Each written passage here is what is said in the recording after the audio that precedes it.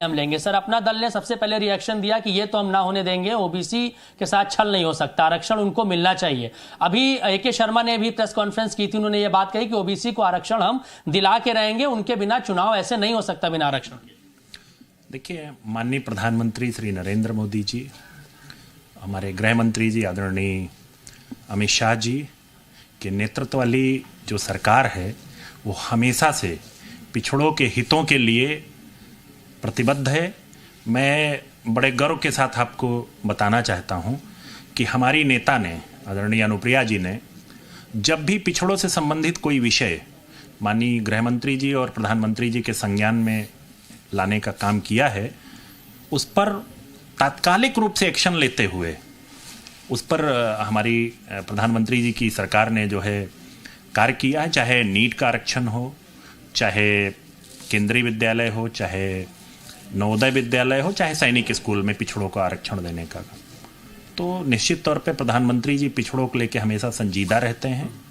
और ये जो निर्णय आया है माननीय न्यायालय का, इस पर भी पिछड़ों के हित पे ही आगे कार्रवाई होगी, पूरा विश्वास है। लेकिन सर, आप प्रधानमंत्री जी की बात कर रहे हैं, लेकिन अगर यूपी में हम सीएम योगी आदित्यनाथ की बात करें तो उनका खिलाफत करने के लिए अखिलेश यादव का ट्वीट आया है, शिवपाल सिंह यादव का ट्वीट आया है कि पिछड़ों का आरक्षण ये लोग खत्म करना चाहते हैं। सरकार की तरफ से सही तरीके से दलीलें नहीं रखी गई, अपना पक्ष कमजोर कर लिया, जानबूझ के ऐसा किया गया है।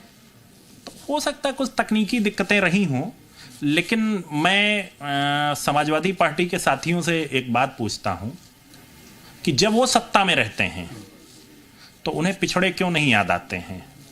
मैं पूरे सम्मान के साथ माननीय नेताजी के बारे में एक बात कहना, जब वो रक्षा मंत्री थे तो उन्हें कभी ये क्यों नहीं याद आया कि सैनिक स्कूल में ओबीसी के लिए आरक्षण होना चाहिए। यह आरक्षण देने का काम किसने किया? हमारे प्रधानमंत्री श्री नरेंद्र मोदी जी की सरकार ने। तो ये उनके कथनी और करनी में बड़ा अंतर है। सर, 50 से 52% आबादी ओबीसी की उत्तर प्रदेश में है और माना जाता है कि बड़ा वोट बैंक भी ओबीसी का है। तो अभी आगे किस तरीके से इसको देख रहे हैं? सुप्रीम कोर्ट में क्या आप जाएंगे इस फैसले को लेकर? देखिए, हमारे सरकार इस पर मंथन कर रही है, सभी विधिक पहलुओं को देखा जा रहा है और निश्चित तौर पे इस पर प्रभावी कार्रवाई होगी, ऐसा मुझे पूरा विश्वास है।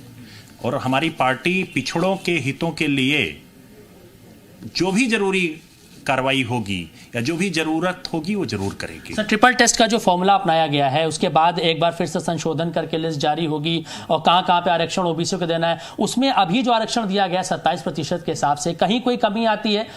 जो तैयारी थी भारतीय जनता पार्टी की, क्या उसमें कुछ फेरबदल होगा, क्या कुछ नुकसान हो सकता है उसमें? अभी देखिए, आंकड़ों के बारे में तो मैं भी आपको विश्वसनीय रूप से इसलिए कुछ नहीं कह सकता क्योंकि तथ्य मेरे सामने नहीं है पूरे, लेकिन पिछड़ों का एक बड़ा महत्वपूर्ण योगदान एनडीए की सरकार बनाने में हमेशा से रहा, चाहे 2014 हो, चाहे 2017 हो, चाहे 2019 हो, चाहे 2022 हो। तो उनके हितों की रक्षा हमारी सबसे पहली प्राथमिकता है और उसके लिए हमारे प्रधानमंत्री जी प्रतिबद्ध हैं, हमारे मुख्यमंत्री जी प्रतिबद्ध हैं और मुझे पूरा विश्वास है कि ये जो फैसला आया है इसके सभी विधिक पहलुओं की जांच करा करके पिछड़ों के हितों की रक्षा हमारी सरकार पूरी तत्परता के साथ करेगी। देखिए, बिल्कुल